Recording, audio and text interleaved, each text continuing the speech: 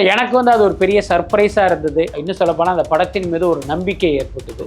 அதுக்கப்புறம் சிவகார்த்திகேயனை பல்வேறு சந்தர்ப்பங்களை நம்ம விமர்சனம் செய்தாலும் அவருடைய அந்த கரியரை வந்து அவர் பிளான் பண்ணது வந்து உண்மையிலேயே வந்து ஒரு பாராட்டத்தக்க விஷயமா தான் இருக்கு. இப்போ இந்த பேஷன்ஸ் உடைய படத்துல என்ன சிக்கல்னா, அவர் வந்து இந்த கோல்டு மைன் மணிஸ்ங்கிற ஒரு வட இந்திய விநியோகஸ்தரோட சேர்ந்து அந்த படத்தை பண்றாரு. அவர் தான் ஃபண்டிங் அந்த படம். அவர் என்ன பண்றாருன்னா, சிவகார்த்திகேயனுக்கு ஒரு அக்ரிமெண்ட் அனுப்புறாரு. அதுல பயங்கரமான கண்டிஷன். ஜனநாயகன் மோதல் வரும்போது விஜய் ஃபேன்ஸ் எல்லாருமே சிவகார்த்திகேயனுக்கு அகென்ஸ்டா மாறிட்டாங்க. இதன் காரணமா அஜித்தெல்லாம் போய் சந்திச்சதெல்லாம் நம்மளால பார்க்க முடியும். இப்போ நாமளே ஒரு படம் ப்ரொடியூஸ் பண்ணா எப்படியா இருந்தாலும் அந்த படம் வந்து அடிக்க தான் செய்வோம். இதன் காரணமா தான் ராஜ்கமல் போனார்னு உங்களுக்கு தகவல் இருக்கு. இல்ல, அது உண்மையாக இருப்பதற்கும் வாய்ப்பு இருக்கு. ஏன்னா சிவகார்த்திகேயனை பொறுத்த வரைக்கும் சரி, நம்ம ரசிகர் ஒருத்தர் இவரை அடிச்சிட்டாரு, அதுக்கு பிரயாச்சித்தமா இவரை வச்சு படம் எடுப்போம்னு கமல் படம் எடுக்கும். இவரை வச்சு படம் எடுத்தோம்னா நம்ம கோடி கோடியா கல்லா கட்டலாங்கிற அந்த காரணத்தினாலதான் படம் எடுக்கிறாரு. வெங்கட் பிரபலம் எப்படின்னா, ஷூட்டிங் நடந்துகிட்டு இருக்கும் போது கிரிக்கெட் விளையாண்டுக்கிட்டு, புரியுதா இல்லையா? இப்ப ஷூட்டிங் அந்த 10 மணி நேரம் நடந்துகிட்டு இருக்குன்னு வச்சுக்கோமே, அந்த கேப்ல பாத்தீங்கன்னா 1 மணி நேரம் உட்காந்து கிரிக்கெட் விளையாண்டுட்டு இருக்காங்க. அப்ப யாருடைய காசு விரயமா? அப்ப உங்களுக்கு சம்பளம் கொடுக்கிற, உங்களை நம்பி பணம் முதலீடு செய்த தயாரிப்பாளரை நினைச்சு பார்க்காம படப்பிடிப்பு நேரத்துல கிரிக்கெட் விளையாடுறீங்க அப்படின்னா நீங்க எல்லாம் விளங்குவீங்க. மக்களே, அன்பு வணக்கம். இன்னைக்கு நம்ம கூட வலைபேச்சு ஜே பிஸ்மி சார் இருக்காரு. சார் வணக்கம் சார். வணக்கம். இப்போ இந்த செய்யோன் படத்தோட அந்த முன்னோட்டம் வந்து நேற்று ரிலீஸ் ஆயிருந்தது, பார்த்துருப்பீங்க. முதல்ல எப்படி சார் இருந்தது? இல்ல, எனக்கு வந்து அது ஒரு பெரிய சர்ப்ரைஸா இருந்தது. இன்னும் சொல்ல போனா அந்த படத்தின் மீது ஒரு நம்பிக்கை ஏற்பட்டது. அதுக்கப்புறம் சிவகார்த்திகேயனை பல்வேறு சந்தர்ப்பங்களை நம்ம விமர்சனம் செய்தாலும் அவருடைய அந்த கரியரை வந்து அவர் பிளான் பண்ணது வந்து உண்மையிலேயே வந்து ஒரு பாராட்டத்தக்க விஷயமா தான் இருக்கு. ரொம்ப வெளிப்படையா சொல்லணும்னா, விஜய் வந்து அரசியலுக்கு போயிட்டாரு, அஜித் கார் ஓட்ட போயிட்டாரு, எப்ப இந்த பக்கம் வருவாருன்னே தெரியாது. அப்ப அந்த முதலிடம்ங்கிறது வெற்றிடமா தான் இருக்கு. அப்ப அந்த இடத்த நாம ரீச் பண்ணணும் அப்படிங்கிற எண்ணத்தில் அவருடைய ஒவ்வொரு ப்ராஜெக்டையுமே அவர் டிசைன் பண்றாரு. இந்த படம் பார்த்தீங்கன்னா நிச்சயமாக ஒரு வெற்றி படமாவதற்கான எல்லா அம்சங்களும் இந்த படத்துல இருக்கும் அப்படிங்கிற ஒரு நம்பிக்கையை ஏற்படுத்துற மாதிரி அது இருக்கு. உண்மையிலேயே நல்லாவும் இருக்கு. ஒரு படம் தான் அவர் இயக்கியிருக்கார் அந்த இயக்குனர் சிவகுமார் முருகேசன், தாய்க்கிழவி, இன்னும் வெளியில வரல. ஆனா அது வெளிவருவதற்கு முன்பே ராஜ்கமல் நிறுவனத்துல சிவகார்த்திகேயனை வைத்து இயக்கிற வாய்ப்பை அவர் பெற்றிருக்கார். அப்படின்னா அவர் மீதும் அவர் சொன்ன கதை மீதும் வந்து இவங்க எந்த அளவுக்கு நம்பிக்கை வச்சிருக்காங்கிறது நம்மளால புரிஞ்சுக்க முடியுது. நிச்சயமாக சிவகார்த்திகேயனுடைய கரியர்ல இது ரொம்ப ஒரு முக்கியமான படமா இருக்கும்னு நினைக்கிறேன். ஆக்சுவலா இந்த படத்துக்குள்ள எப்படி சார் இந்த ராஜ்கமல் ஃபிலிம்ஸ் வந்து உள்ள வந்தாங்க? அதாவது பாத்தீங்கன்னா, இந்த படத்தை முதலில் தயாரிப்பதாக இருந்தது சிவகார்த்திகேயன் தான். என்ன காரணம் அப்படின்னா, சிவகார்த்திகேயன் வந்து பராசக்திக்கு அடுத்து நடிப்பதாக இருந்தது. சிபி சக்கரவர்த்தி இயக்கத்துல பேஷன்ஸுடைய தயாரிப்புல ஒரு படம், சத்யஜோதி தயாரிப்பில் வெங்கட் பிரபு இயக்கத்துல ஒரு படம். இப்ப இந்த பேஷன்ஸுடைய படத்துல என்ன சிக்கல்னா, அவர் வந்து இந்த கோல்டு மைன் மணிஸ்ங்கிற ஒரு வட இந்திய விநியோகஸ்தரோட சேர்ந்து அந்த படத்தை பண்றாரு. அவரு தான் ஃபண்டிங் அந்த படத்துக்கு. அவர் என்ன பண்றாருன்னா, சிவகார்த்திகேயனுக்கு ஒரு அக்ரிமெண்ட் அனுப்புறாரு. அதுல பயங்கரமான கண்டிஷன்ஸ். அந்த கண்டிஷன்ஸை நீங்க சைன் பண்ணீங்கன்னா அவர் எப்ப வேணாலும் உங்களை லாக் பண்ணிடுவாரு. அப்படி ஒரு ஆபத்து அதுக்குள்ளார இருக்கு. அதனால சிவகார்த்திகேயன் அதை சைன் பண்ண மறுக்கிறாரு. இதெல்லாம் நீங்க கட் பண்ணாதானே சைன் பண்ணுவேன்னு இவர் சொல்றாரு. அவர் என்ன சொல்றாருன்னா, இல்ல நான் தானே பணம் போடுறேன், இந்த கண்டிஷன்ஸுக்கு நீ உட்பட்டே ஆகணும்னு அவர் சொல்றாரு. இந்த பஞ்சாயத்திலேயே கிட்டத்தட்ட ஒரு 1.5 வருஷ காலம் நகர்ந்துருச்சு.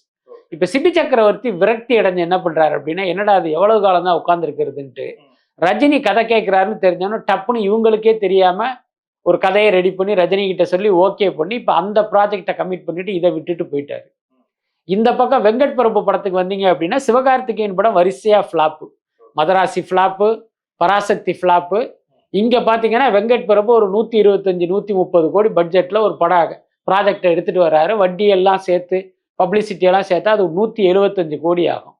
இவங்க என்ன பண்றாங்க, 100 கோடிக்குள்ள எடுத்த பராசக்தியே ஓடலை, நாங்க எப்படி 175 கோடி போட முடியும், நீங்க பட்ஜெட்டை குறைங்கன்னு அவரை டார்ச்சர் பண்றாங்க. இதனால பாத்தீங்கன்னா 2 ப்ராஜெக்டுமே நகரவே இல்லை. இப்ப சிவகார்த்திகேயன் அப்படி உட்கார்ந்துருக்காரு, என்ன பண்றதுன்னு தெரியல. இந்த சூழ்நிலையில தான் இப்ப தாய்க்கிழவி படத்தை பாக்குறாங்க. அது வந்து அவ்வளவு பிரமாதமா இருக்கு. இந்த இதுல இவர் வந்து அவருக்கான ஒரு கதையை சொல்றாரு. இப்படி ஒரு வில்லேஜ் பேக்ரவுண்ட்ல ஒரு கதை இருக்கும்போது அவருக்கு பிடிச்சி போய் தானே தயாரிக்கிற மாதிரி தான் அந்த ப்ராஜெக்ட் மூவ் பண்றாங்க. இதுக்கு இடையில என்னன்னா, அமரன் படம் ஹிட்டான உடனே ராஜ்கமல் என்ன பண்றாங்க, சிவகார்த்திகேயன் கிட்ட அடுத்த படத்துக்கான ஒரு டேட் அவங்க கேட்குறாங்க. இவர் நம்ம பண்ணுவோம்னு சொல்லியிருந்தாரு. இப்ப சிவகார்த்திகேயன் என்ன யோசிக்கிறார் அப்படின்னா, இப்ப நமக்கு வந்து இன்ஃப்ளோ எதுவுமே இல்லை. அவர் கைக்கு காசு எதுவும் வரல. இப்போ காசை போட்டு இந்த படத்தை நம்ம பண்ண முடியாது. அப்போ என்ன பண்ணலாம் அப்படிங்கும்போது, இப்போ செலவே இல்லாமல் இந்த படத்தில் நடிக்கணும் அப்படின்னா தயாரிப்பாளராக வேற ஒருத்தர் வரணும். அது யாருன்னு ராஜ்கமலுக்கு போயிடுச்சு. இப்போ சிவகார்த்திகேயனுக்கு ஒரு நல்ல ப்ராஜெக்ட் கிடைச்சிருச்சு. தன்னுடைய கை காசு போட்டு அந்த படத்தை எடுக்க வேண்டியதில்லை. ஒரு ஹீரோவாக அவருக்கான சம்பளம் கிடைச்சிரும். ஸோ இதனால் இப்படி தான் அது ராஜ்கமல் கிட்ட போச்சு. ஆக்சுவலாக இப்போ நீங்கள் பேசும்போது வந்து சொல்லியிருந்தீங்க மதராசி பராசக்திலாம் அந்த படம் வந்து ஹிட் இல்லைன்னு வந்து சொல்லியிருந்தீங்க. ஆனால் இப்போ அந்த ப்ரொடக்ஷன் தரப்புலலாம் என்ன சொன்னாங்க, அந்த படம் வந்து பெரிய ஹிட்டு, 100 கோடி கலெக்ஷன் சொல்கிறாங்க, பராசக்தி 150 கோடி கலெக்ஷன் சொல்கிறாங்க. அப்படி இருக்கும்போது ஹிட் இல்லைன்னு சொல்கிறது எப்படி சார் சரியா இருக்கும்? அதாவது அது 2 விதமாக நம்ம சொல்லணும். இப்போ மதராசியாக இருக்கட்டும், பராசக்தியாக இருக்கட்டும், நான் தியேட்டரிக்கலாக சில வியாபாரங்கள் பண்ணுவாங்க. சேட்டலைட்டு, டிஜிட்டல், ஆடியோ இதெல்லாமே நான் தியேட்டரிக்கல். அதில் வந்து ஒரு பெரிய பணம் வந்துருச்சு. அதுக்கடுத்து தியேட்டரிக்கல்.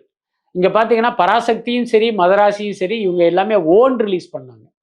அப்போ இவங்க என்ன கணக்கு போட்டாங்க அப்படின்னா, இந்த படம் இவ்வளவு ரூபா கலெக்ட் பண்ணும், இவ்வளவு ரூபா கலெக்ட் பண்ணிச்சுன்னா நமக்கு வந்து ஒரு பெரிய ப்ராஃபிட்டு அல்லது பெரிய ப்ராஃபிட் கிடைக்குங்கிற நம்பிக்கையில் ஓன் ரிலீஸ் பண்ணாங்க.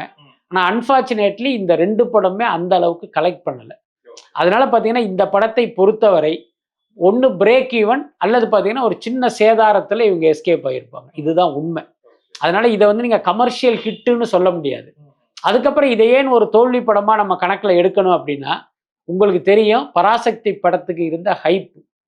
அப்போ அந்த படத்துக்கு இருந்த ஹைப்புக்கு அது எந்த அளவுக்கு ப்ராஃபிட் கொடுத்துருக்கணும். அப்போ அந்த ப்ராஃபிட் அந்த படம் கொடுக்கல அப்படின்னாலே இந்த படத்தை வந்து நீங்கள் ஒரு வெற்றி படமாக கணக்கில் எடுத்துக்க முடியாது. அதுதான் உண்மையான விஷயம். ஆக்சுவலாக இப்போ அந்த பராசக்தி இந்த மோதல் வரும்போது, ஜனநாயகன் மோதல் வரும்போது, விஜய் ஃபேன்ஸ் எல்லாருமே சிவகார்த்திகேயனுக்கு அகென்ஸ்டாக மாறிட்டாங்க. இதன் காரணமாக அஜித்தெல்லாம் போய் சந்திச்சதெல்லாம் நம்மளால பார்க்க முடியுது. இப்போ நாமளே ஒரு படம் ப்ரொடியூஸ் பண்ணால் எப்படியா இருந்தாலும் அந்த படம் வந்து அடிக்க தான் செய்வாங்க. இதன் காரணமாக தான் ராஜ்கமல் போனார்னு ஒரு தகவல் இருக்கு சார். இல்லை, அது உண்மையாக இருப்பதற்கும் வாய்ப்பு இருக்குது. ஏன்னா சிவகார்த்திகேயனை பொறுத்த வரைக்கும் பயங்கரமான கால்குலேட்டிவான ஒரு கேரக்டர். அவர் வந்து மற்ற ஹீரோக்களோடு ஒப்பிடும்போது என்னுடைய பார்வையில் சிவகார்த்திகேயன் ஒரு பிரில்லியண்ட்டான கேரக்டர். எல்லாத்தையுமே கணக்கு போடுவார். அவர்கிட்ட பார்த்தீங்கன்னா அந்த சென்டிமெண்ட், எமோஷ்னல் இது எதுக்குமே வேலை கிடையாது. நமக்கு இது லாபமா நஷ்டமா, இவரால் நமக்கு லாபமா நஷ்டமா, இதுதான் சிவகார்த்திகேயனுடைய ஸ்ட்ராட்டஜி. ஸோ அந்த அடிப்படையில் நீங்கள் சொன்ன மாதிரி நான் சொன்ன காரணங்கள் ஒரு பக்கம் இருந்தாலும் ஒரு இன்னர் ரீசனாக பார்த்தீங்கன்னா இதுவும் இருப்பதற்கு வாய்ப்பு இருக்குது. ஏன்னா பராசக்திங்கிறது மோசமான படம்லாம் இல்லை.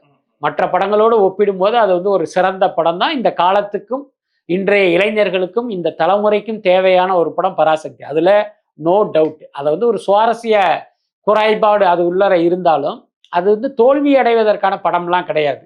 ஆனாலும் அந்த படம் வணிக ரீதியில் வெற்றி பெறாமல் போனதற்கு விஜய் ரசிகர்களுடைய அந்த நெகட்டிவ் பிரச்சாரம் ஒரு முக்கியமான காரணம். அது மட்டும் இல்லை, சிவகார்த்திகேயன் இன்னும் 100 படங்கள் நடித்தாலும் விஜய் ரசிகர்கள் கத்தி வீசத்தான் செய்வாங்க. அதில் மாற்றமே இல்லை.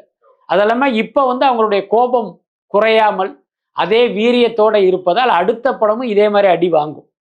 ஸோ இதெல்லாம் தெரிந்து கூட வந்து அவர் கைமாற்றி இருப்பதற்கு வாய்ப்பு இருக்குது. ஏன்னா அது இல்லைன்னு சொல்ல முடியாது. தொடர்ந்து வந்து இந்த ஆக்ஷன் படங்களாக நடிச்சதுனால ஒரு கமர்ஷியலாக ஒரு ஹிட்டு தேவைப்படுது. ஸோ அதனால இந்த செய்யோன் படத்தில் வந்து ஆக்ட் பண்ணணும்னு சொல்லிட்டு ஒன்று இருக்குது. இன்னொன்று வந்து மற்ற இந்த சிவகார்த்திகேயன் ரசிகர்கள் சொல்கிறது என்னென்னா, ஒரு காலத்தில் வந்து கமல் ஃபேன்ஸ் கிட்ட அடி வாங்கின சிவகார்த்திகேயன் வந்து இப்போ கமல் சாரே கூப்பிட்டு ஒரு படம் வந்து கொடுக்குறாரு. வளர்ச்சினா இப்படி தான் இருக்கும்னு சொல்லிட்டு அவங்க தரப்புலையும் வந்து சொல்கிறாங்க. இல்லை, உண்மைதானே. சிவகார்த்திகேயனுடைய வளர்ச்சி வந்து எனக்கு தெரிஞ்சு தமிழ் சினிமாவில் வேறெந்த ஹீரோவுக்கு இப்படி ஒரு வளர்ச்சி வந்து சாத்தியம் ஆகலை. அதுதான் உண்மை. இப்போ நமக்கு தெரிந்து சினிமாவை சார்ந்து ஒரு பத்திரிகையாளராக இயங்கிக்கிட்டு இருக்கோம். அதுக்கு முன்னே ஒரு சினிமா ரசிகனாக நம்ம இருந்திருக்கோம். அதெல்லாம் நீங்கள் அப்படியே இந்த கடந்த காலத்தையெல்லாம் அசை போட்டு பார்க்கும்போது சிவகார்த்திகேயனுடைய வேகத்தில் அந்த அசுர வளர்ச்சி வந்து எந்த நடிகருக்குமே கிடையாது. அதுதான் உண்மையான விஷயம். அதுக்கு காரணம் அவருடைய திறமை, உழைப்பு. அதில் எந்த மாற்றமும் இல்லை. அதுக்கப்புறம் தன்னுடைய பாதையை சரியாக தீர்மானித்து அதை தீர்க்கமாக முடிவு பண்ணி அதை நோக்கி பயணிப்பது, அதெல்லாம் ரொம்ப முக்கியமான விஷயம். அப்படி இல்லைன்னா நீங்கள் யோசிச்சு பாருங்க, தமிழ் சினிமாவில் ஒரு டிவி ஆர்டிஸ்டாக, டிவி நிகழ்ச்சி தொகுப்பாளராக, தமிழ் சினிமாவுடைய இசை வெளியீட்டு விழாவெல்லாம் ஆங்கர் பண்ணுற ஒரு நபராக இருந்தவர் இன்னைக்கு தமிழ் சினிமாவிலேயே ஒரு உச்சத்தை அடைவதுன்னு இருக்குல்ல. நீங்கள் கூட கேள்விப்பட்டிருப்பீங்க, ஜெயம் ரவியுடைய ஒரு படத்தினுடைய ஃபங்க்ஷனில் இவர் வந்து ஆங்கரிங் பண்ணுறாரு. கட் பண்ணால் பராசக்திங்கிற படத்தில் சிவகார்த்திகேயன் ஹீரோ, ஜெயம் ரவி வில்லன். அப்போ இவருடைய வளர்ச்சி எவ்வளோ பெரிய வேகத்தில் போகுதுன்னு பாருங்கள். அதுக்கப்புறம் ஏற்கனவே நீங்கள் சொன்ன சம்பவத்துக்கு வரணும் அப்படின்னா, கமல் ரசிகர்களால் இவர் தாக்கப்பட்டார். அதுக்கு என்ன காரணம் அப்படின்னா, ஸ்ருதிஹாசன் குறித்து வந்து இவர் வந்து ஒரு லூஸ் டாக் விட்டாரு. அது வந்து கமல் ரசிகர்களை கோபப்படுத்தி மதுரை ஏர்போர்ட்ல போய் இறங்கும் போது அவரை வந்து தாக்குனாங்க. அதுக்கு உடனே கமல்ஹாசன் வருத்தம் தெரிவிச்சாரு. அந்த சம்பந்தப்பட்ட நபரை கூப்பிட்டு வார்ன் பண்ணார். இதெல்லாம் நடந்தது. இப்ப அதே கமல்ஹாசன் இவரை வச்சு படம் எடுத்தது பெரிய வெற்றி அடைந்து லாபம் சம்பாதித்து இப்ப இன்னொரு படமும் தயாரிக்கிறார் அப்படின்னா, அந்த சிவகார்த்திகேயனை அடிச்சாரு தெரியுமா, அவருடைய மனநிலை நீங்க யோசிச்சு பாருங்க. அப்ப வெறுமனே பாத்தீங்கன்னா, சரி நம்ம ரசிகர் ஒருத்தர் இவரை அடிச்சிட்டாரு, அதுக்கு பிரயாச்சித்தமா இவரை வச்சு படம் எடுப்போம்னு கமல் படம் எடுக்கல. இவரை வச்சு படம் எடுத்தோம்னா நம்ம கோடி கோடியா கல்லா கட்டலாங்கிற அந்த காரணத்தினாலதான் படம் எடுக்கிறாரு. அப்ப அந்த அளவுக்கு இவர் வளர்ந்துருக்காரு. அது உண்மையிலே ஒரு பெரிய விஷயம் தானே. இன்னும் சொல்ல போனா சிவகார்த்திகேயன் தன்னுடைய திரை வாழ்க்கையை திரும்பி பார்த்து சந்தோஷப்படணும் அப்படின்னா இதை நினைத்தும் சந்தோஷப்படலாம். புரியுது. இதெல்லாம் ஒரு பக்கம் இருக்கட்டும் சார். அந்த கோட் படத்துக்கு அப்புறம் வெங்கட் பிரபு சார் வந்து எந்த ஒரு படத்திலும் கமிட் ஆகாம இவ்வளவு நாள் வந்து சும்மாவே இருக்காரு. அவரோட மனநிலை வந்து எப்படி சார் இருக்கும்? சரி, அடுத்த படம் ஸ்டார்ட் பண்ணலான்னு பார்த்தா பட்ஜெட் அதிகமானு சொல்லிட்டு அப்படியே ஓல்ல வச்சிருக்காங்க. இல்ல, வெங்கட் பிரபுவை பொறுத்த வரைக்கும் பார்த்தீங்கன்னா, சினிமாவை வந்து ஒரு டுட்டோரியல் காலேஜில் படிக்கிற மாதிரி தான் அவங்க சினிமாவை டீல் பண்ணுறாங்க. நீங்கள் எப்பயுமே பார்த்தீங்கன்னா எந்த ஒரு தொழிலும் நமக்கு வந்து ஒரு சின்சியாரிட்டி இருக்கணும். அது இல்லை அப்படின்னா கண்டிப்பாக அது ஒர்க் அவுட் ஆகாது. வெங்கட் பிரபு இந்த அளவுக்கு வளர்ந்து வந்ததே எனக்கெல்லாம் ஒரு பெரிய ஆச்சரியம். அதில் எந்த மாற்றமே இல்லை. ஏன்னா சினிமாவில் எந்த சின்சியாரிட்டியும் இல்லாமல் சினிமாவை ஒரு விளையாட்டுத்தனமாக நினைக்கிற ஒரு டைரக்டர் யாருன்னா வெங்கட் பிரபு தான். எப்படி அப்படின்னா, இப்போ ஒரு நாளைக்கு 10 லட்ச ரூபா ஒரு நாள் படப்பிடிப்பு செலவு 10 லட்சம் ஆகிறதா கணக்கில் வச்சுக்குவோம். அப்போ நீங்கள் ஒரு 10 மணி நேரம் படப்பிடிப்புக்கு 10 லட்சம். இப்போ 1 மணி நேரம் உங்களுக்கு படப்பிடிப்பு தாமதமானால் அந்த தயாரிப்பாளருக்கு 1 லட்ச ரூபா நஷ்டம். இதை எந்த டைரக்டர் மைண்டில் வச்சிருக்காரோ அவர் தான் சரியான இயக்குனராக இருக்க முடியும். வெங்கட் பிரபுலாம் எப்படின்னா, ஷூட்டிங் நடந்துகிட்டு இருக்கும் போதே கிரிக்கெட் விளையாண்டுக்கிட்டு இருப்பாங்க.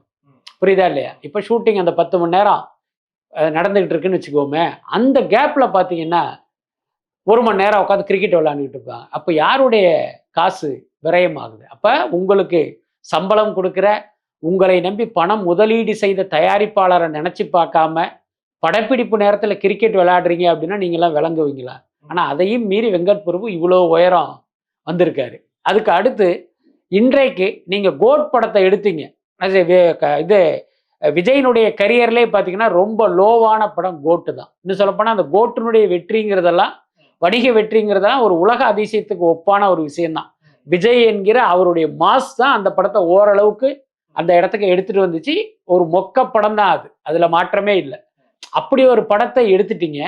அந்த படம் கமர்ஷியலா ஹிட்னு நம்ம சொல்லி கொண்டாலும் உங்களை நம்பி படம் கொடுக்க யாருமே தயாரா இல்லை. அதுதான் உண்மை. எந்த ஹீரோவும் உங்க இயக்கத்தில் நடிக்கிறதுக்கும் தயாரா இல்லை. இந்த சூழ்நிலையில் ஏற்கனவே சிவகார்த்திகேயன் உங்களுக்கு ஒரு ப்ராமிஸ் பண்ணியிருக்காரு, சத்யஜோதி உங்களுக்கு ஒரு அட்வான்ஸ் கொடுத்துருக்காங்க. அப்போ இவரை வச்சு நீங்கள் இந்த படம் எடுக்கணும். ஆனால் இவர் என்ன பண்ணார் அப்படின்னா, நான் சயின்ஸ் ஃபிக்ஷன் பண்ணுறேன் அப்படின்ட்டு அந்த கதை பண்ணுறதுக்கே பார்த்தீங்கன்னா ரொம்ப காலம் எடுத்துக்கிறாரு. இப்போ சமீபத்தில் பார்த்தீங்கன்னா இலங்கைக்கு போயிருக்காங்க. 1.5 மாதம் இவருடைய டீம் போயிருக்காங்க. அங்கே வந்து தயாரிப்பாளர் செலவில் ரூமு மற்ற செலவுகள் எல்லாமே பல லட்சம் காலி. ஆனால் கதையை ஃபுல்லாக பண்ணவே இல்லை. இப்போ மலேசியா போயிருக்காரு. பர்சனலாக போயிட்டு அங்கேருந்து சத்யஜோதிக்கு ஃபோன் போட்டு என்னுடைய டீமுக்கு டிக்கெட் போட்டு நீங்கள் அனுப்புங்க, நான் டிஸ்கஷன் பண்ணணும்னு சொன்னாராம். அப்போ கேட்டாங்க, எங்க 1.5 மாதம் உங்களை நாங்கள் இலங்கைக்கு அனுப்பிச்சோம், அப்போ நீங்கள் கதையை ரெடி பண்ணலையா அப்படின்னா, இல்லை ஃபர்ஸ்ட் ஹாஃப் மட்டும்தான் அப்போ ரெடி பண்ணியிருக்கேன், செகண்ட் ஹாஃப் ரெடி பண்ணணும் இவங்களை அனுப்புங்கன்னாராம். அவங்க முடியாதுன்ட்டாங்க. நீங்கள் கதை பண்ணணும்னா இங்கே வந்து உட்காந்து பண்ணுங்க, நான் அவ்வளோலாம் செலவு பண்ண மாட்டேன்னு சொல்லிட்டாங்க. எதுக்கு சொல்ல வரேன்னா, ஒரு இயக்குனர் வந்து இந்த மாதிரி பார்த்தீங்கன்னா ஒரு விளையாட்டுத்தனமாக இருக்கும்போது அவருக்கு எப்படி அடுத்த பட வாய்ப்பு கிடைக்கும்? சிவகார்த்திகேயனை எப்படி நம்பி வர முடியும்? அதனால அது ஒரு பெரிய சிக்கல் தான். பொறுத்திருந்து பார்ப்போம் சார். இந்த செய்யன் படம் ஹிட் ஆகுதா, இல்லை வெங்கட் பிரபு சாரோட அந்த படம் வந்து டேக் ஆஃப் ஆகுதா? நேரம் கொடுத்ததுக்கு ரொம்ப நன்றி சார். நன்றி.